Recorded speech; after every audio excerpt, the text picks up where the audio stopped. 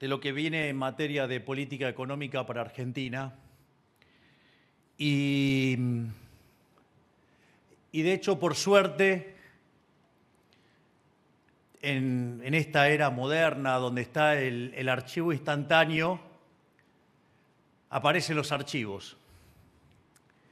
Y hará algo así como de 2 meses, una de las cosas que dije en uno de los discursos es: si los degenerados fiscales que están en el Congreso de la Nación Argentina quieren romperme el programa económico, lo voy a vetar. Y efectivamente, ayer los degenerados fiscales votaron en gran mayoría un disparate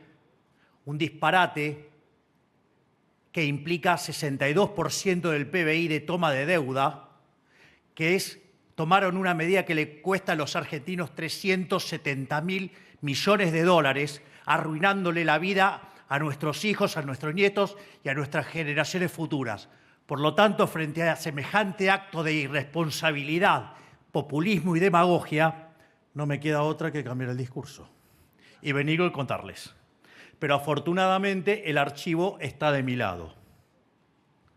En ese sentido, voy a arrancar con los temas de política fiscal, voy a dar mis 4 argumentos por los cuales he decidido vetar totalmente el disparate que salió en el día de ayer.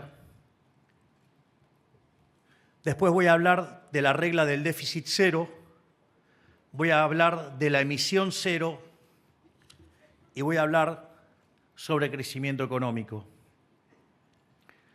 Lo primero que hay que tener en cuenta es la cuestión cuantitativa. Es decir, y sobre la mentira que se apalancaron los mentirosos de los legisladores, ya sea en la Cámara de Diputados o en la Cámara de Senadores. Después que durante el vergonzoso gobierno kirchnerista las jubilaciones en términos reales cayeron 40% en su peor momento y terminaron 30% abajo,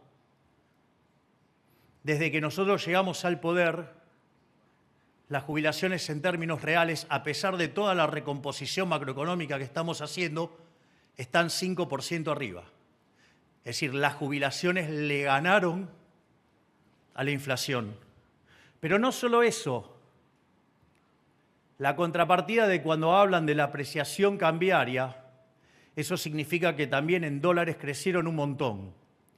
Y como sistemáticamente estamos eliminando regulaciones y estamos avanzando hacia una economía más libre, eso implica que, en términos de dólares, no solo que estamos mejor, sino que esos dólares son efectivamente mayor poder de compra. Por lo tanto, están muchísimo mejor los jubilados del desastre que nos habían dejado, y ni les digo si hubiera estallado la bomba. Por lo tanto, la primera cuestión es una cuestión cuantitativa en cuanto a lo que tiene que ver cómo están verdaderamente los jubilados hoy. Otra cosa que también me resulta interesante, que es la contradicción de la política. Por eso digo lo del archivo. Ustedes pueden ir y ver mi charla en el IAEF, cuando los irresponsables de la Cámara de Diputados habían enviado esto, y yo decía, si esto sale, lo voy a vetar. Los irresponsables de la Cámara de Senadores, de manera populista, demagógica, mentirosa y empobrecedora, sobre todas las cosas empobrecedoras y exterminadores de jóvenes, o sea, porque medidas como la de ayer exterminan a los jóvenes, dije que lo iba a vetar y efectivamente lo veté. Es decir, hago lo que digo siempre. Mi palabra no se negocia y no les voy a dejar pasar ni 1 milímetro a los degenerados fiscales que quieren arruinar este país por tener beneficios para la casta política.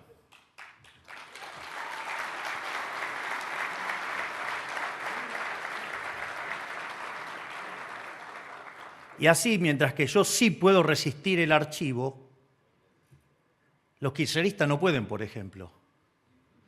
Vean las declaraciones de Néstor Kirchner en el año 2010, de la señora Cristina Fernández de Kirchner o del propio Miguel Pichetto. Todos votaron en contra del 82% móvil. De hecho, la señora Cristina Fernández de Kirchner vetó el 82% móvil. Por lo tanto, no resiste el archivo. Es más, el hecho de que estén mal los jubilados, siendo un sistema de reparto, es decir, hay un pozo del cual, digamos, se saca el dinero y se reparte, está la irresponsabilidad de haber jubilado personas sin aportes. Es decir, metieron 3,5 millones de personas sin haber aportado. Es decir, frente al mismo pozo, más manos sacando. Es decir, si ustedes quieren saber quiénes han arruinado a los jubilados, miren a los kirchneristas, porque cuando estaba el sistema estabilizado, el sistema privado de fondos y pensiones, con tal de manotearse los fondos, ¿sí?, lo expropiaron. La jubilación tenía que estar en manos del Estado. ¿Y qué hicieron? Vaciaron el sistema, lo arruinaron. Ahora, y además hay 1 millón de pensiones truchas, con lo cual quieren ver dónde está el desastre, está ahí. Ahora, ese desastre es tan claro el desastre que causó el kirchnerismo con eso, que durante el gobierno del presidente Macri eso se intentó corregir. Es decir, hubo 14 toneladas de piedras para poner en orden el sistema previsional. Entonces la pregunta es, eso en el gobierno los kirchneristas lo vieron, lo vio Juntos por el Cambio. ¿Me pueden decir qué carajo hicieron todos votando a favor de quebrar el sistema previsional y arruinarle la vida a los argentinos? Si eso no es populismo, si eso no es demagogia, si eso no es ser un mentiroso farsante, quisiera saber de qué estamos hablando. No solo eso, sino que además hay una cuestión del problema que tiene la ley, que es una cuestión de asimetría. Es decir, cuando la situación es adversa y se da la baja, hace que no baje, pero que cuando sube, sube más que proporcionalmente. Eso hace que en dinámica, además, el gasto previsional sea creciente e incontrolable. Es decir, es directamente la quiebra del Estado. Por lo tanto, hay varias cuestiones de problema de diseño. Hipocresía en los datos, demagogia, populismo, mentiras, irresponsabilidad, ignorancia. Pero no solo eso, además es interesante porque es una ley que viola una ley. Justamente lo que hace es violar la ley de administración financiera. Es decir, cuando ustedes deciden crear una partida, deberían también crear un mecanismo para fondear esa partida. Ahora, entonces, con lo cual hay una violación de la ley de administración financiera del Estado. ¿Por qué? Porque alegremente pusieron una partida, un gasto, y no tiene la contrapartida en recursos. Ahora, el problema es, ok, yo no tengo los recursos, entonces ese aumento de gasto, digamos, va a requerir un aumento de recursos. Esto, hay una frase de Keynes que es brillante que dice, todos los gastos se financian, todos los gastos se financian. El tema es cómo los financian. O sea, de alguna manera lo van a financiar. Entonces, por ejemplo, alegremente a los políticos les gusta usar la maquinita de imprimir billetes, es decir, la emisión monetaria. Total, gastan irresponsablemente, imprimen billetes, se genera inflación que no es ni más ni menos que un impuesto, que además tiene la característica de ser profundamente regresivo. Es decir, los campeones del buenismo, los que tanto quieren a los pobres, lo único que hacen es multiplicarlos. Y en ese sentido, ¿qué es lo que dijimos nosotros? No. Acá la maquinita se apagó, no se imprime más, que lo voy a explicar en la parte 3 de la presentación. Entonces, nosotros hemos decidido no estafar más a los argentinos con el señoriaje. Que aviso que el señoriaje, es decir, la emisión de dinero para financiar el fisco, es aún peor que lo que se denomina el impuesto inflacionario y que es la verdadera medida de la estafa y no el impuesto inflacionario. Porque si yo emitiera dinero en línea con la demanda de dinero, la inflación sería cero. Entonces, ¿qué dirían? Que no hay estafa ahí. Error. Porque quiere decir que yo si tengo un elemento que permite que crezca la demanda de dinero, si yo no emitiera dinero habría deflación. Por lo tanto, si estoy emitiendo en ese contexto, les estoy robando el efecto positivo de la deflación. ¿Por qué? Porque los saldos reales se estarían incrementando y ahora estarían constantes. Es decir, que la verdadera estafa es el señoriaje, la emisión de dinero. Pero bueno, imagínense, digamos, los políticos no suman ni con un ábaco, hablan de desendeudamiento y después se quejan del ajuste fiscal. O sea, con lo cual son complicados, o sea, no suman, directamente no saben sumar. Digo, no es tan fácil hacer política, digamos, cuando hay tipos que de vuelta no suman ni con un ábaco. La otra alternativa es, bueno, entonces no queremos más inflación porque no queremos, digamos, generar un impuesto que le haga tanto daño a los que menos tienen. Porque en el fondo es un impuesto recontra regresivo, carga sobre más de 25 o 30 veces sobre los más vulnerables. Es decir, que en el fondo golpe directo a los que supuestamente jubilados que quieren proteger los grupos, por ejemplo, de los que más golpean, entonces. Que se pongan de acuerdo, porque evidentemente, si ustedes quieren una buena política social, la mejor política social, ¿saben cuál es? Bajar la inflación. Pero bueno, parece que esa lección no les gusta cobrar impuestos que nadie se dé cuenta. La otra alternativa es tomar deuda. Ahora, cuando yo empiezo a tomar deuda, ¿cuál es el problema? Que mis condiciones de solvencia se deterioran. La consecuencia de deteriorar las condiciones de solvencia es que no me van a prestar a la misma tasa, me van a prestar a tasas más altas. Es decir, aparece algo que se llama riesgo país. Imagínense que los políticos tienen problemas para computar sumas y restas, imagínense entender qué es la tasa de interés y el riesgo país. Entonces, en este contexto, esa suba en la tasa de interés implica que la acumulación de capital es menor, es decir, tengo menos inversión. Al tener menos capital per cápita, la productividad per cápita es más baja y al tener una productividad per cápita más baja, los salarios reales de la economía son más bajos. Es decir, aun cuando pueda esquivar el impuesto inflacionario y lo pueda maquillar con endeudamiento, sigo perjudicando a la gente vía mayor tasa de interés, menor productividad y por ende menores salarios reales. Es decir, no hay tal cosa como un almuerzo gratis. Y la otra alternativa es directamente subir los impuestos. Es decir, una expropiación. Es violentar el derecho de propiedad. Por eso es tan interesante lo que pusimos en el RIGI. Si hay algo que ha caracterizado al Estado argentino a lo largo de los últimos 123 años, además del déficit fiscal, piensen que en 123 años tuvimos déficit durante 113.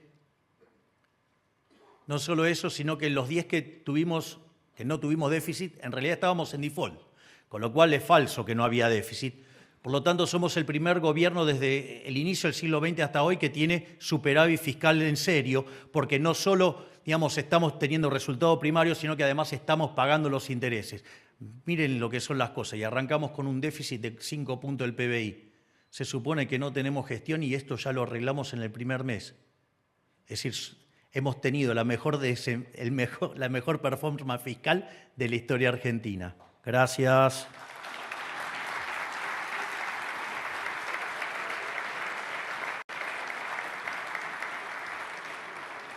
Y como obviamente esto está dando resultado y estamos bajando la inflación, después en la parte monetaria voy a entrar en los detalles, evidentemente la basura de la casta política quiere rompernos el equilibrio fiscal.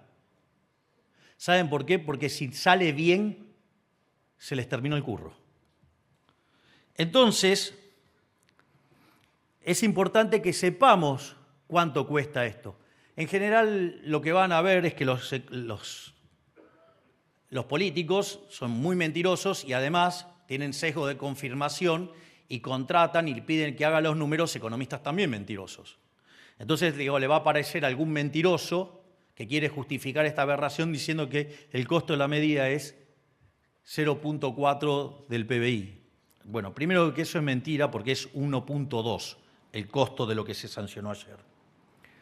Y si ustedes toman la tasa de interés promedio que paga Argentina, que es del 5%, eso estaría implicando, la medida así lisa y llana, un aumento de la relación deuda-producto en 24 puntos porcentuales. Es decir, el equivalente de lo que es deuda externa argentina. O sea, Argentina tiene varios conceptos de deuda. Lo parte que, por ejemplo, Guzmán necesitó reestructurar porque era imposible pagar, eran 24 puntos del PBI. Es decir, la medida de ayer implica 24 puntos del PBI si la tomara lineal. Ahora, la realidad es que una de las cosas que yo les mencioné es que hay una cuestión de asimetría. Y cada vez que ustedes tengan crecimiento económico, esa asimetría lo que va a hacer es que se lo capture. Por lo tanto, en ese contexto, miren, si Argentina para converger a ser un país desarrollado y y potencia en 40 años, póngale, tiene que crecer al 4,5% per cápita. Quiere decir que si estuviéramos creciendo 2, sería un número bastante pobre, estaríamos estancados en estos niveles relativos, o sea, no tendríamos que hacer nada. La propia dinámica del mundo nos llevaría ahí si no hiciéramos disparates, lo cual, digamos, es un supuesto fuerte. Pero más allá de eso, por lo tanto, digamos, 2% de per cápita con una población creciendo al 1 da 3. Esto quiere decir que si computo entonces verdaderamente el costo fiscal de la medida, es 62% del PBI. Es decir, el chiste de ayer, esa bestialidad propia de brutos, nos costó 370.000 millones de dólares. Se lo repito, 62% del PBI, 370.000 millones de dólares. ¿Acaso ustedes pretendían que no vetara semejante disparate? Naturalmente, la consecuencia de esto es que si yo hago esto lo voy a tener que financiar. Y si lo voy a financiar, o voy a tener impuesto inflacionario, o voy a tener el riesgo país por las nubes, o aumentar la presión fiscal explícita, a punto tal que termino destruyendo la tasa de crecimiento. Y el problema es que al destruir la tasa de crecimiento, no solo tengo un problema de productividad, estoy condenando a nuestros hijos, a nuestros nietos y a las futuras generaciones a vivir en una situación miserable. Porque si hoy 2/3 de los chicos están debajo de la línea de la pobreza, disparates como los de ayer los va a hundir a todos en la pobreza. Es decir, entonces, estas políticas que Argentina viene llevando a cabo hace 120 y pico de años, lo único que hace es empobrecernos. Está claro, no es simpático hacer lo que hice, pero también yo les dije que prefería decirles una verdad incómoda antes que una mentira confortable. Para mentiras confortables, vayan y busquen a los senadores que votaron ayer. Esos mentirosos sí les puede decir todo lo que quieren escuchar. También los van a empobrecer y le van a arruinar la vida a sus hijos, a sus nietos y a todas las generaciones. Yo vine acá a poner el pellejo para salvar a la Argentina, no para hundirla.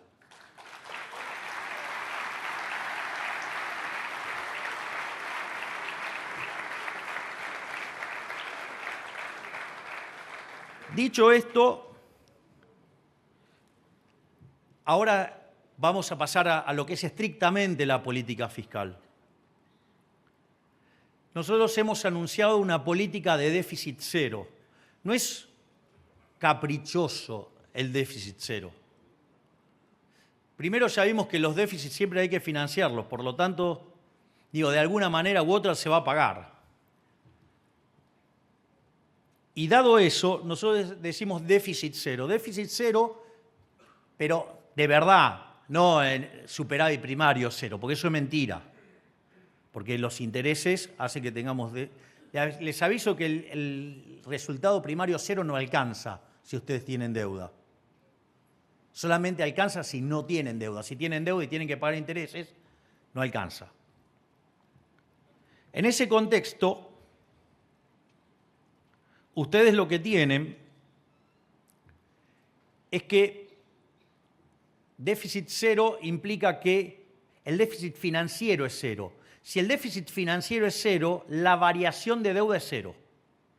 Si la variación de deuda es cero, la relación deuda-producto es no creciente. Si la relación deuda-producto es no creciente, ustedes son solventes intertemporalmente. ¿Qué quiere decir eso? Que pueden repagar la deuda y por lo tanto mejora el perfil de crédito.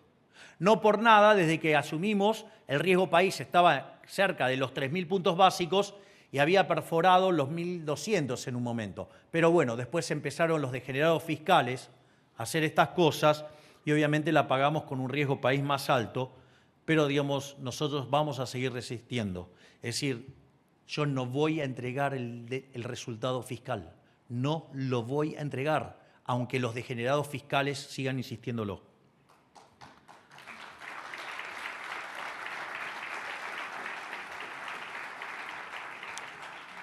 Y esto es importante porque si yo bajo el riesgo país, bajo la tasa de interés, genero una situación de mayor inversión, mayor productividad y mayores salarios. Es decir, debería ser algo importante para la clase política que Argentina se convirtiera en investment grade. Pero bueno, acá les gusta más gastar. Dicho esto, voy a explicar cómo es la instrumentación de déficit cero. Porque ¿cómo se hacían los presupuestos en Argentina? Básicamente, ustedes lo que tienen es que ponen un conjunto de gastos, lo cual se convierte en una obligación. Tienen una estimación de ingresos, con lo cual los ingresos son inciertos, y de ahí les sale el déficit primario, computan los intereses y llegan al déficit financiero y a partir de ahí tienen que montar el financiamiento. Esa era la vieja metodología. Entonces, ¿qué es lo que pasa? Si ustedes llegan a errarle en la estimación de inflación o en la estimación del PBI, se quedan con ingresos subdeclarados y les aparece un déficit fiscal enorme y vayan después a financiarlo. Una de las cosas que hacía el kirchnerismo, y que lo hacía brutalmente, que mentía la inflación, ¿por qué lo hacía? Porque entonces subestimaba los ingresos y todo lo que venía por arriba era el famoso látigo y billetera. Entonces, hacía que todas las provincias tuvieran que ir a besar el anillo, ¿sí?, a la Casa Rosada. Yo no quiero eso. Yo quiero federalismo en serio. Yo quiero que toda Argentina sea libre y que no dependa de un déspota que pone números caprichosos para arrodillar a las provincias.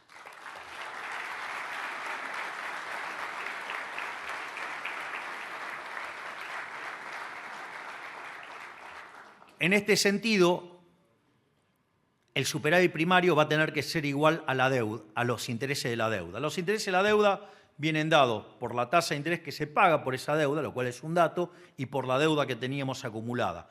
Y entonces el superávit primario tiene que ser igual a ese número. Ahora, ese número tiene que ser igual a la diferencia entre los ingresos y los gastos. Entonces, a partir de ahí se hace una estimación de ingresos que se aclara que esta estimación de ingresos es importante para poder hacer después la imputación del gasto público no automático. Entonces, ustedes presentan un escenario macroeconómico.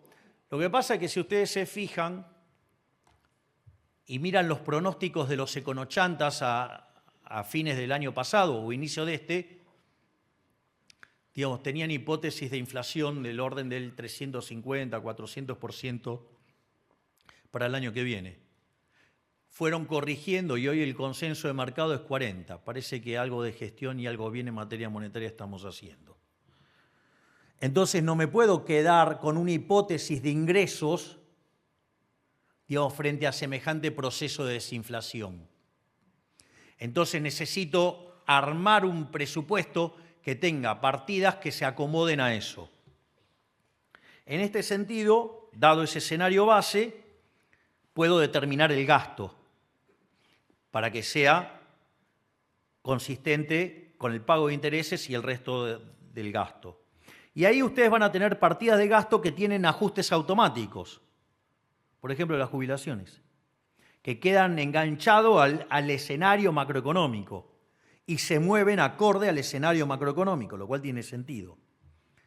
Entonces, el gasto público va a haber una parte inducida que tiene que ver con el escenario macroeconómico, con lo cual ustedes están eliminando ese riesgo y hay un gasto discrecional remanente. Entonces, ¿para qué sirve, digamos, determinar el escenario base? Para que en el gasto remanente, el gasto discrecional remanente, ustedes tengan la composición de ese gasto, las participaciones de cada uno de los componentes de ese gasto discrecional. Entonces, cuando la macroeconomía se mueve en una dirección distinta al escenario base, eso le permite determinar la forma en la cual el gasto discrecional también se tiene que ajustar. Por lo tanto, ese es el mecanismo que vamos a estar presentando en el presupuesto, de modo tal que podamos garantizar el déficit cero y que el déficit cero, digamos, se vaya de la vida de los argentinos. Ahora, claramente va a haber desvíos. Entonces, una de las cosas que puede pasar es que la tasa de crecimiento observada sea mayor que la que habíamos estimado. Entonces, la pregunta es, ¿eso es transitorio o es permanente? Si es transitorio, a ustedes cuando les ingresa, ¿qué pasa? La hipótesis del ingreso permanente. Les suben los ingresos de manera transitoria. Ustedes no aumentan el consumo en la misma línea, lo aumentan acorde al aumento del ingreso permanente, que es poquito, porque lo que subió es el transitorio.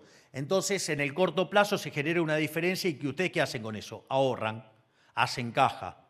Y eso nos da recursos para manejar la política financiera de la deuda que sí ya existe. Por otra parte, si el aumento es permanente, y quiere decir que los ingresos, digamos, pasaron un escalón más alto, ¿no se imaginan qué voy a hacer? Voy a bajar los impuestos, ¿o creen que se los voy a dejar gastar a los políticos?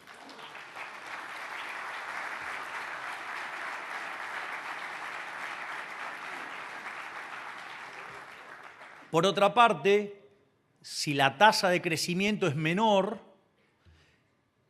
este mecanismo lo que permite es recalcular todo el gasto a la baja. Obviamente que va a sufrir mucho más el discrecional que el inducido, lo cual es bastante evidente. Y lo más interesante de todo esto es que la construcción del presupuesto es neutral frente a la inflación. Por lo tanto, podemos seguir avanzando agresivamente en bajar la inflación porque no nos va a generar un descalce presupuestario. Así es que les acabo de presentar lo que va a ser nuestra política fiscal de acá en adelante.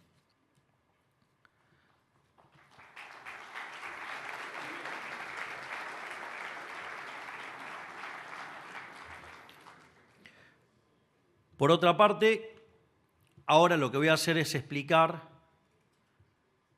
la política monetaria, lo que nosotros hemos definido como emisión cero. Básicamente, cuando nosotros llegamos al gobierno, sí, una de las cosas que yo no me quejo nunca, digamos, yo describo la herencia, pero no me quejo de la herencia. Lo voy a poner en estos términos. Si soy el primer presidente liberal libertario de la historia de la humanidad, es obvio que no iba a llegar al poder en condiciones normal de presión y temperatura. Es decir, no iba a llegar a ser presidente si vivíamos en Suiza. Es decir, es obvio que tenía que ser un descalabro de proporciones padre, ¿sí?, de proporciones bíblicas, para que se dé esta situación tan atípica. El cisne negro. En ese contexto,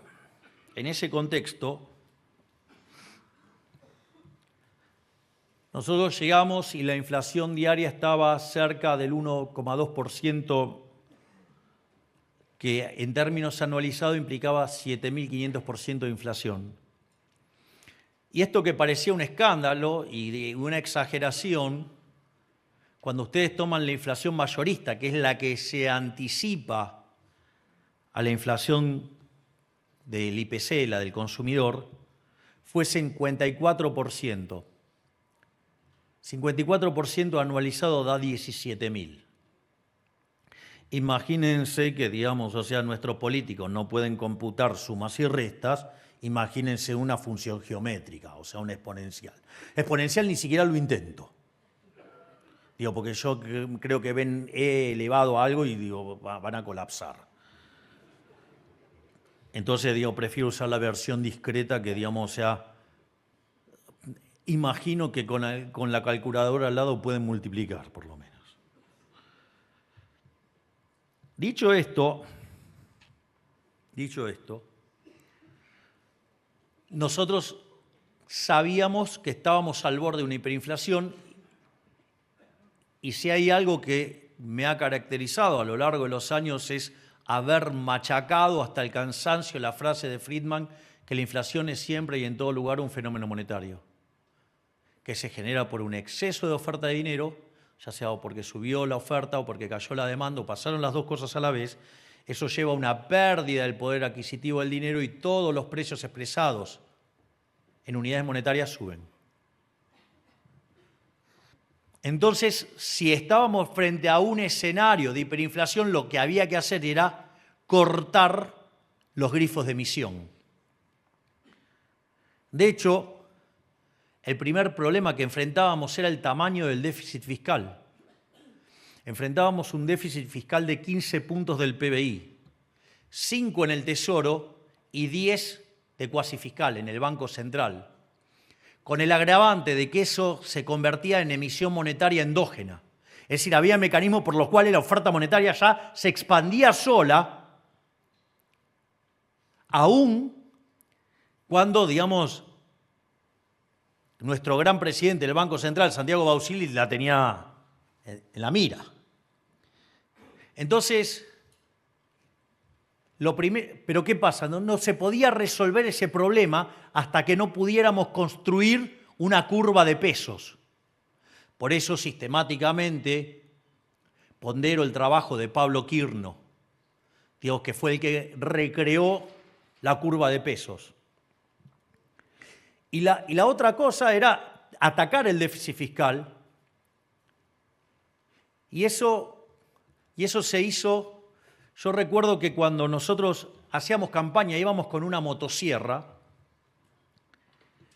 y básicamente decían que lo que yo proponía era una locura. Es más, la gran mayoría de los economistas decía que con suerte se podía ajustar un punto del PBI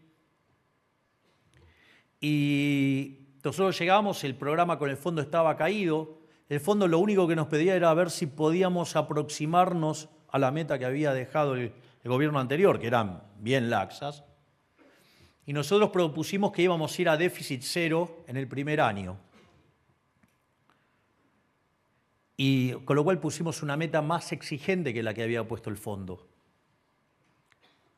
Afortunadamente, uno de los grandes aciertos que tuvimos fue haber elegido como ministro de Economía a Toto Caputo. Y alcanzamos el déficit cero en el primer mes de gestión. Es decir, algo que en 123 años no se pudo hacer, ese gigante que es Luis Toto Caputo lo logró en un mes.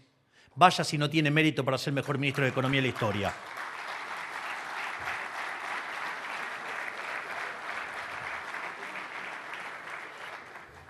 De hecho, primero dijeron que eso lo hacíamos no pagando, nos inventaron un montón de cosas, que no era sostenible, que en febrero se caía el superávit, y no se cayó en febrero, no se cayó en marzo.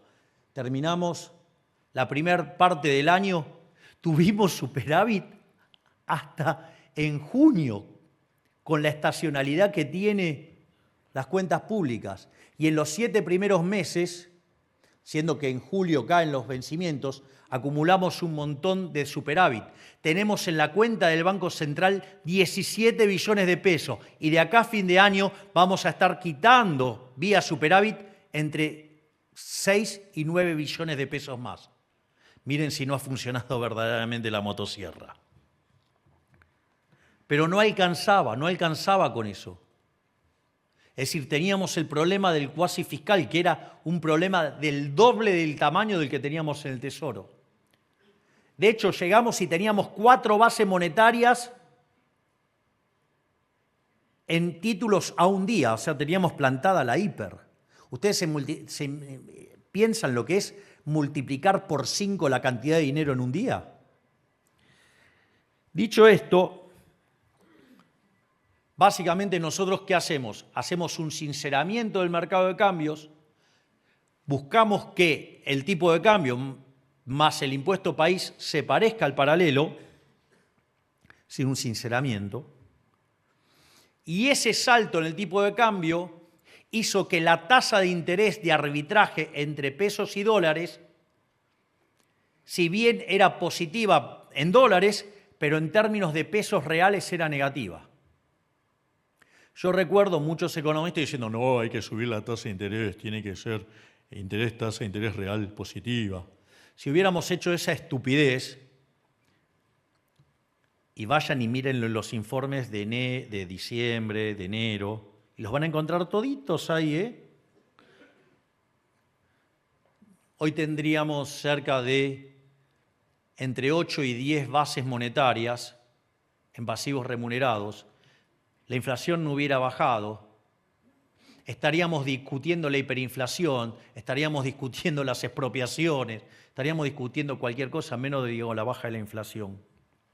Con lo cual, además, aquellos que quieren hacer política monetaria controlando la tasa de interés, les dedico la frase célebre de Maradona.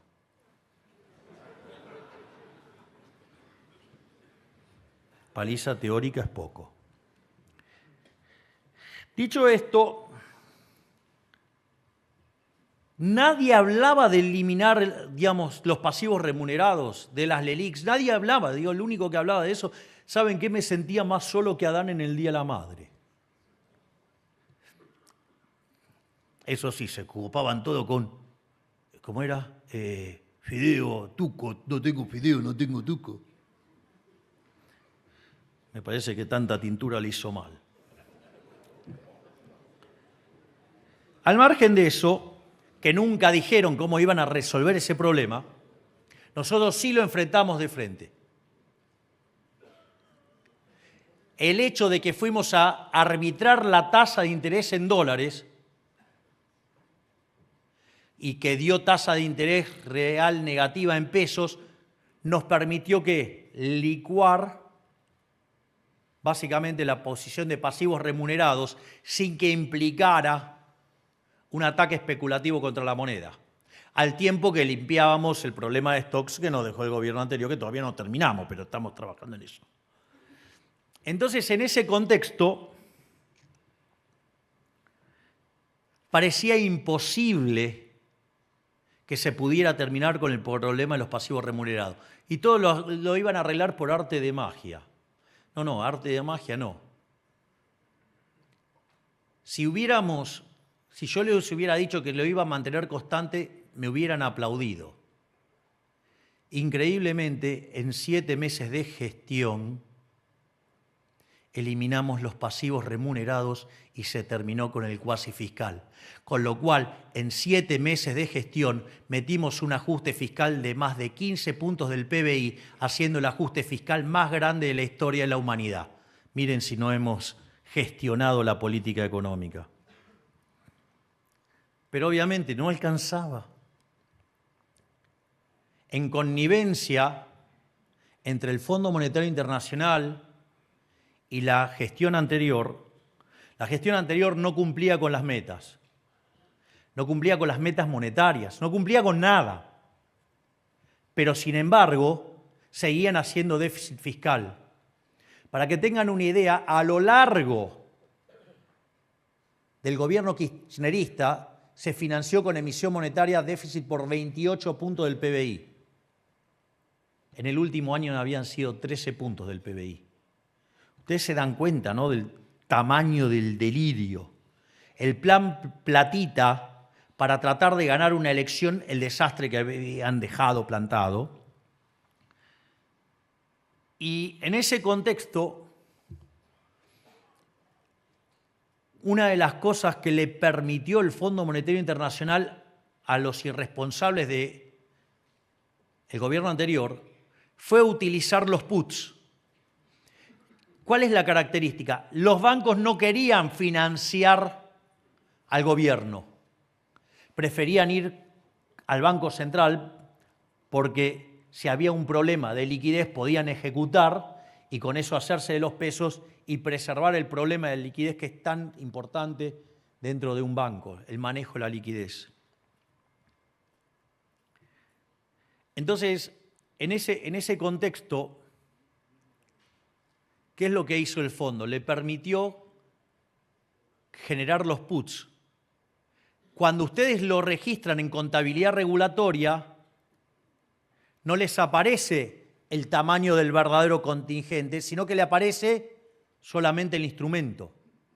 La contabilidad regulatoria les permite solamente anotar el put, no el tamaño del problema que tienen. Y obviamente que eso eran más de 4 puntos del PBI. Y eso era una carga y hasta que no se resolviera también teníamos un problema para frenar la emisión. De hecho, nosotros en la Bolsa de Comercio de Buenos Aires, en el aniversario de la Bolsa de Comercio de Buenos Aires, habíamos anunciado el programa de exceso de oferta cero. Es decir, que solamente íbamos a emitir dinero contra demanda de dinero, entendiendo como demanda de dinero la venta de dólares del sector privado, es decir, digamos que ustedes con los dólares vayan y compren pesos. En ese contexto,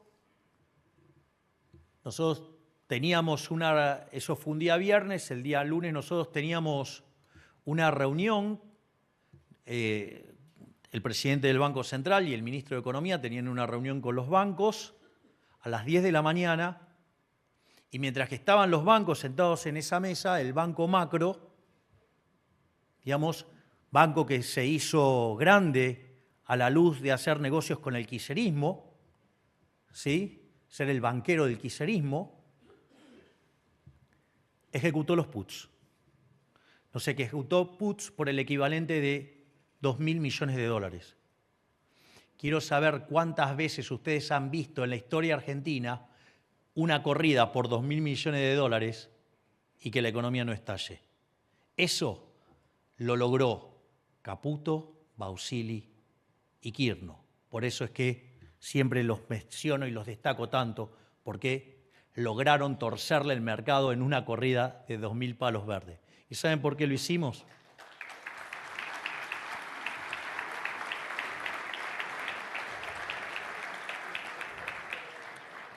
Lo hicimos porque del otro lado teníamos 17 billones de pesos, que los acumulamos gracias al superávit fiscal. Pero no solo eso, no se quedaron tranquilos los muchachos ahí y nos fueron a buscar a la otra semana en una corrida para tratar de hacer saltar el dólar. Y en ese contexto, yo me acuerdo que en ese momento estaba por exponer en San Valley, estaba en el día anterior, y con el ministro Caputo y con el presidente del Banco Central decidimos avanzar en una etapa todavía mucho más profunda del control monetario, que es emisión cero, directamente emisión cero. Por lo tanto, si nos querían correr, que lo hicieran, que nos atacaran la moneda, pero tarde o temprano el dólar se iba a desplomar y se les iba a caer. Y efectivamente lo mal que la están pasando, porque veían un dólar en 2.000 y el dólar está en torno a los 1.250. Hola, mandriles.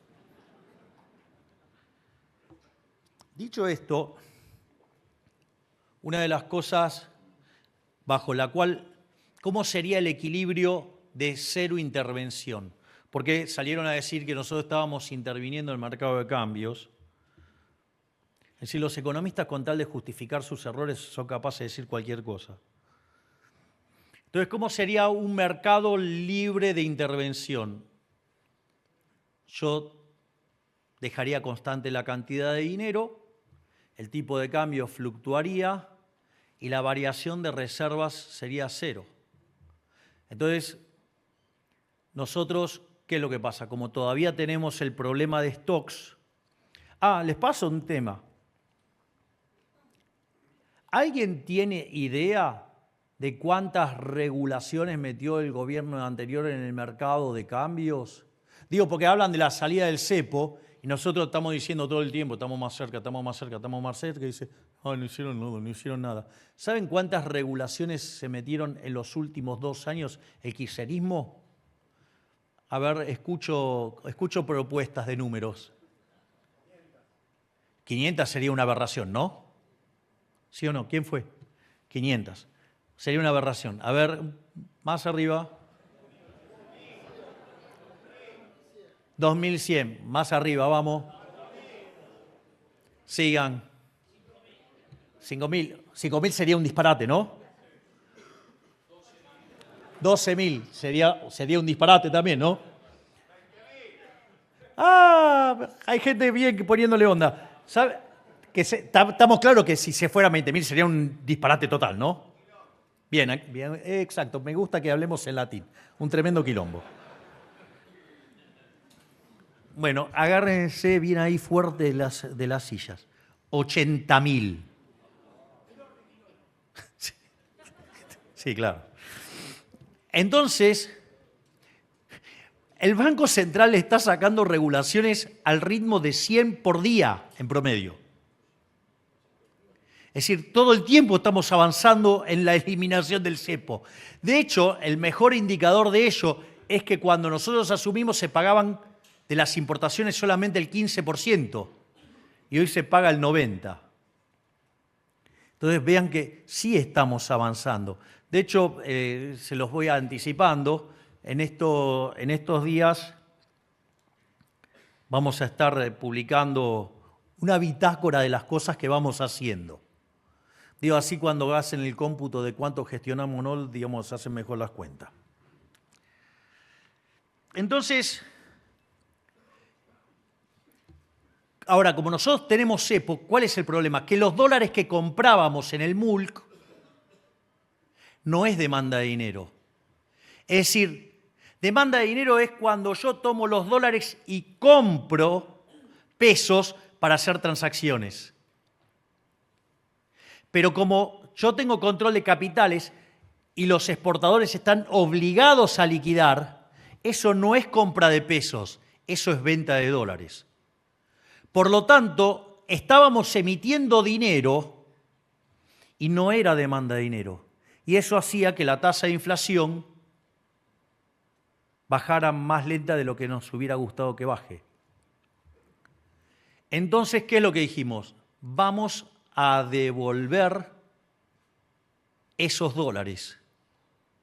¿Para qué? Para sacar los pesos. Obviamente, como había brecha, por cada 3 dólares que comprábamos en el MULC, los pesos que habíamos emitido lo podíamos sacar con 2 dólares y nos quedaba $1 adentro del Banco Central. Por lo tanto, si se fijan, ¿qué es lo que va a pasar? La cantidad de dinero, ¿cuánto varía? 0. Tengo un poquito de aumento de reservas y el tipo de cambio va a estar más libre. Es decir, que en el equilibrio que teníamos previo, teníamos por cada 3 dólares, 3 dólares de intervención. Y hoy por cada 3 dólares de intervención, limpiamos 2, por lo tanto queda 1. Es decir, que el equilibrio nuevo tiene menos intervención, tiene menos variación de la cantidad de dinero y por ende la tasa a la que va cayendo la tasa de inflación es mucho más rápido. Entonces, la pregunta es, esto sí también es técnico, es la primera vez que lo voy a expresar en público, es, obviamente que este es un auditorio que está en condiciones de asimilar lo que voy a contar, porque ustedes tienen una inflación que es la inflación observada, pero hay una inflación que está inducida por la macroeconomía. Por lo tanto, la verdadera inflación es la remanente. Si yo tengo, supongan el caso que tengo tipo de cambio fijo, supongan que yo hubiera fijado el tipo de cambio respecto al dólar. Por lo tanto, estaría importando ¿qué cosa? La inflación de Estados Unidos. Es decir, tendría inflación, que sería la inflación de Estados Unidos, si el dinero estaría determinado de modo endógeno porque fijé el tipo de cambio. Dicho esto, quiere decir que yo tengo dos, y si además devalúo, tendría que sumarle ¿qué? La devaluación. Tengo un crawling peg del 2% mensual, más la inflación que tengo internacional, o sea, yo tengo una inflación inducida del 2,4% mensual. La pregunta es ¿por qué no liberas el cepo? Digo, porque todavía no terminé de arreglar el problema de los stocks. Pero créanme que los estoy apuntando. Por lo menos cuando termine el año voy a haber eliminado la mitad de las regulaciones que dejaron las cucarachas. Dicho esto, en ese sentido, quiere decir que si yo tomo 2,4% y tomo la inflación verdadera, la observada, de 4, tengo un diferencial de 1,6 en consumidor. ¿Esto qué quiere decir? Que si yo anualizo ese número, la inflación en Argentina entonces viene viajando al 20% anual. Es decir, la verdadera inflación que está generando la macro, o sea, quiere decir que todavía sobra dinero en la economía. Por eso genera ese nivel de inflación, aun cuando no emita. Viene viajando al 20% en consumidor. Pero ¿qué es lo que pasa? Consumidor tiene algunos componentes que ensucian la medición y siempre es más interesante mirar que mayoristas. ¿Por qué? Porque se adelanta a los precios al consumidor. Entonces, cuando yo miro mayoristas, tengo 3,1. ¿Esto qué quiere decir? Que viene viajando entonces al 0,7. 0,7 es 8% anual. Y si tomo el resto del sistema de precios mayoristas, la inflación vendría viajando al 0,4. Si viene viajando al 0,4, estamos hablando de una inflación en torno al 5 o 6% anual. Es decir, de estar discutiendo una hiperinflación con niveles del 17.000%, la verdadera inflación macro argentina hoy viaja al 5%. Y eso se logró sin haber atravesado la hiper que me licuara todos los saldos reales. Se atravesó sin expropiaciones, o sea, nosotros no hicimos un plan Bonex. Se hizo sin controles de precios, se hizo sin fijar el tipo de cambio y se hizo, además, con recomposición de tarifas. Si eso no es digno de decir que Caputo es el mejor ministro de Economía de toda la historia argentina, no sé a dónde van a buscar una evidencia empírica tan fuerte en favor de dicha frase.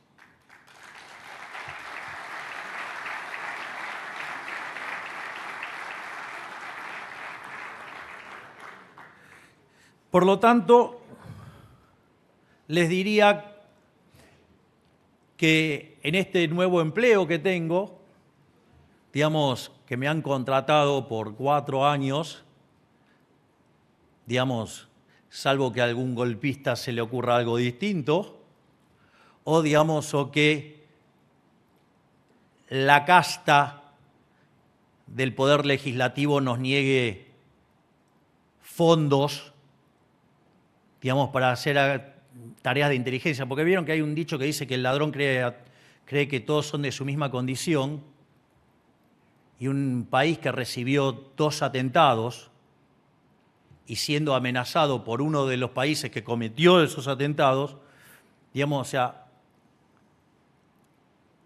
voy a tener que confiar un poco más en la fuerza del cielo para que no me pase nada. Pero dicho sea de paso, que si me pasa algo es responsabilidad de ellos. Sobre todo, digamos, cuando armaron la bicameral poniendo a un kirchnerista de closet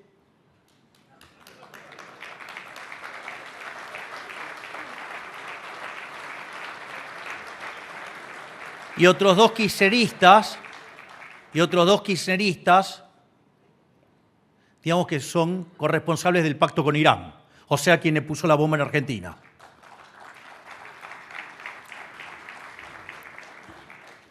No les voy a dar el gusto. Voy a terminar estos 4 años y además voy a ser reelecto y voy a hacer que Argentina se ponga de pie.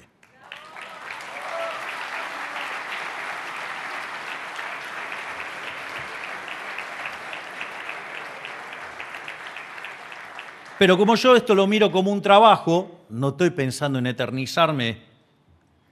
Por suerte el sillón de Rivadavia mucho no lo uso.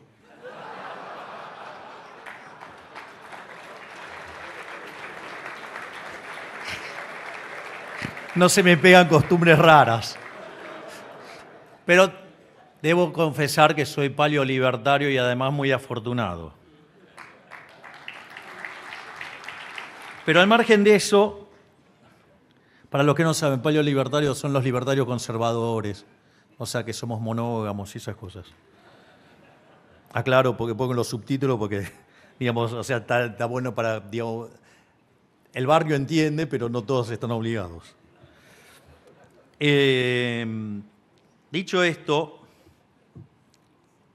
mi job description decía que tenía que bajar la inflación, lo estamos logrando.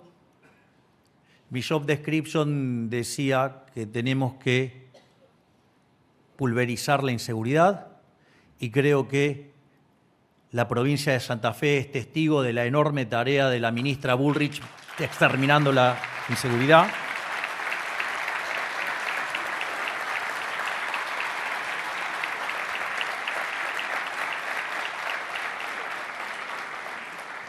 Y si bien no creo que estaba explícito en mi job description, creo que también la gente me exige que logre hacer crecer la economía. Para algo soy especialista en crecimiento económico.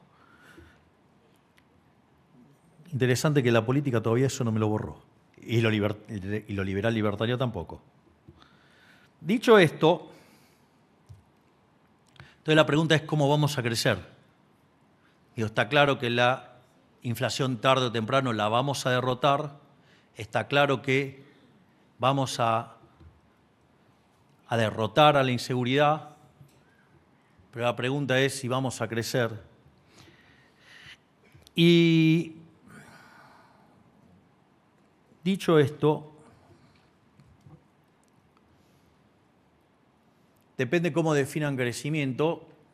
Si lo miran como se mira en la Argentina, que el PBI vaya aumentando, que eso no necesariamente es crecimiento, es recuperación, rebote.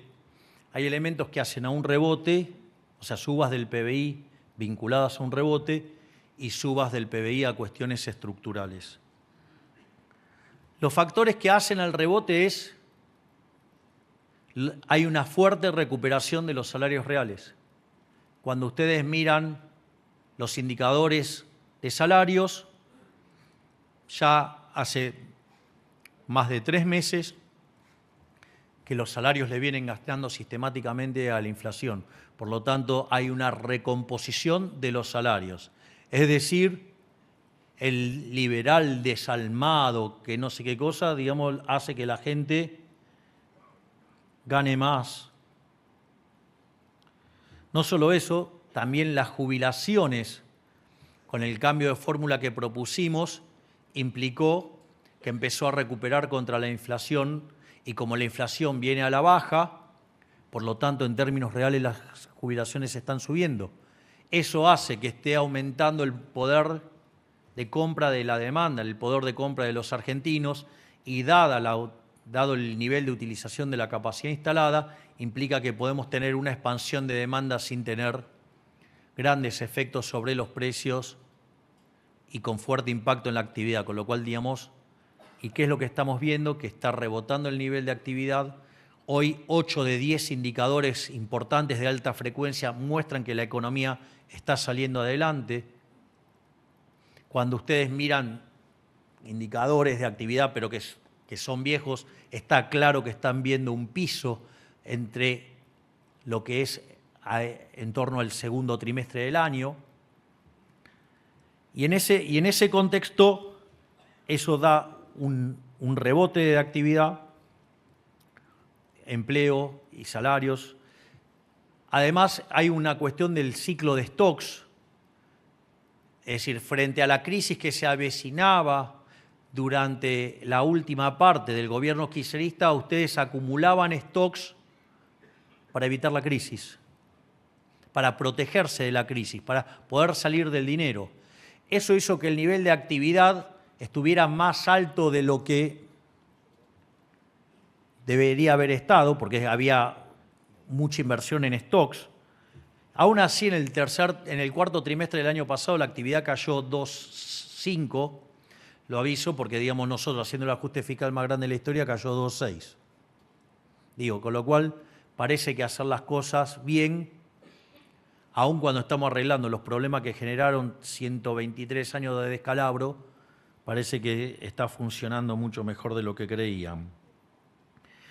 Y en ese contexto se liquidaron los stocks y se sobreacentuó la caída y ahora se tienen que recomponer. Por lo tanto, hay una parte del rebote que tiene que ver con la recomposición de stocks.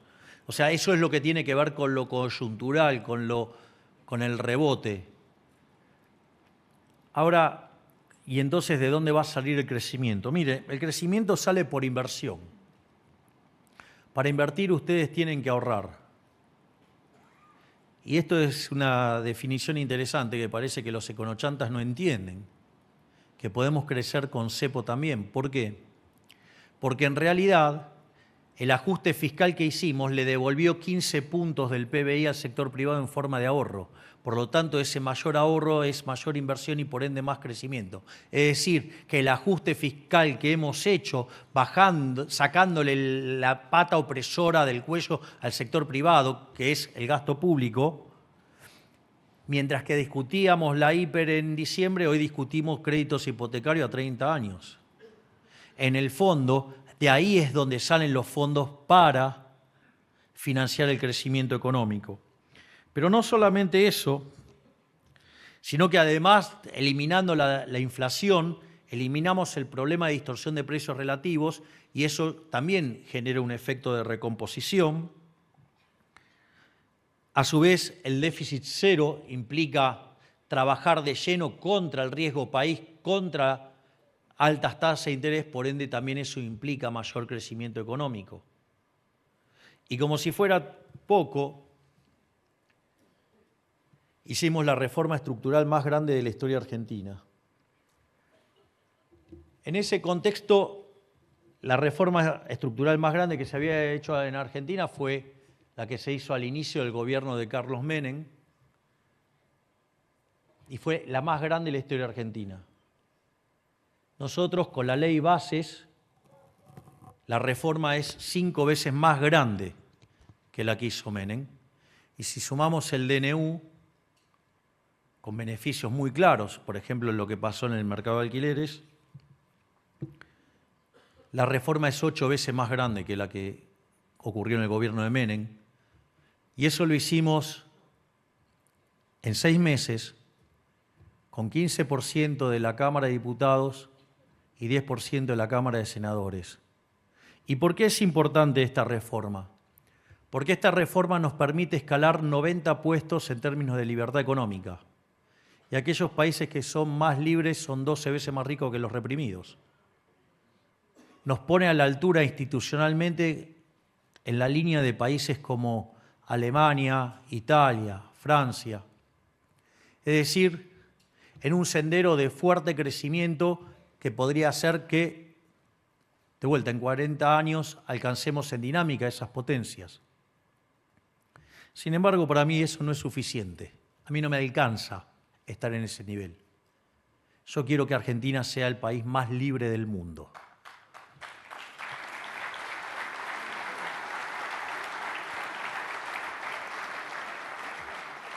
Y en este sentido, si ya bien hemos enviado 800 reformas estructurales y todos los días continuamos sacando regulaciones, tenemos pendiente 3.200 reformas estructurales más y vamos a hacer que Argentina sea efectivamente el país más libre del mundo para que sea el país más próspero del mundo. Muchísimas gracias. ¡Viva la libertad, carajo! La palabra del señor presidente de la